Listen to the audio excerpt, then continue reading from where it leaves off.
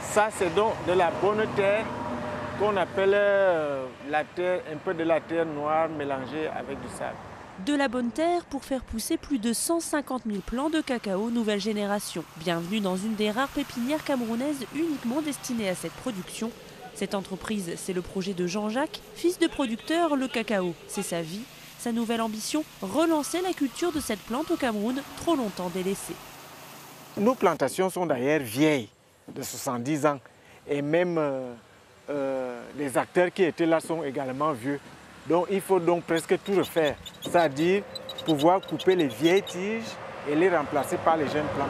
Des jeunes plants hybrides à croissance rapide et rendement important, jusqu'à 3 tonnes par hectare contre 250 kg pour les arbres anciens. Il faudra 18 mois pour que cette nouvelle plante produise ses premières cabosses, là où se logent les fèves de cacao. Des fèves soigneusement sélectionnées pour avoir le meilleur produit possible.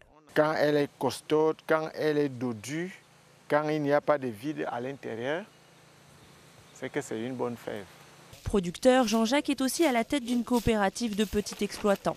Il a réussi à convaincre la plupart d'entre eux de se mettre progressivement à l'hybride, même les plus anciens. Le cacao pour nous c'est un héritage. Tu plantes, après toi tes enfants, après toi tes pays, après tes enfants, tes petits-fils, ainsi de suite. Si le temps de pousse est réduit, les étapes post-récolte restent les mêmes. Casser les cabosses et récolter les fèves. Ensuite vient l'étape cruciale de la fermentation sous des feuilles de banane plantain. Après 6 jours, les fèves sont séchées et prendront le goût unique du cacao camerounais.